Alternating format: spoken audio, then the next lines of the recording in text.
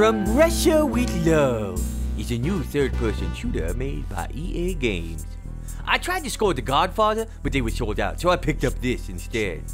I have played all the James Bond games, and they rock. You can hunt down bad guys, evil henchmen, and beautiful babes, and kill them all with cool gadgets. I gotta say, I really like this game. It's weird though. I mean, I don't get how this game fits into the James Bond universe. Who's this crappy actor they've got playing James Bond? Sir Sean Connery?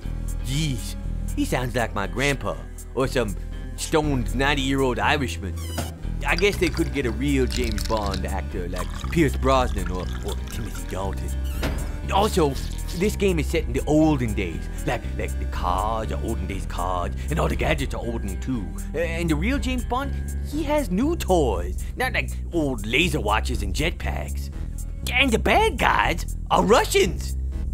Everyone knows that James Bond fights terrorists, Arabs, and gay English guys. EA, give it up on the Russians. But the game was truly awesome. The hand-to-hand combat, man, this James Bond is stone cold. I love him. There are great weapons to use, and they all look and sound great. You can also use Bond focus when you target your enemies. Like you can shoot the bad guys' radios and they won't call for backup. And then you can shoot their grenades off their belts and blow them up. And the gadgets are cool. There's a remote control flying bomb called the Q-Copter, and you can throw sonic cufflinks at the enemies and stun them. And there are driving missions where you can use rocket launchers and a cool trick where explosive spikes shoot out of the wheels and destroy the Russian enemy. The final boss in the game is Red Grant.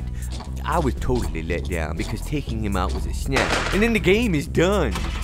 But, as with the other Bond games, you can earn awards by replaying the levels at a higher difficulty. The replayability is awesome.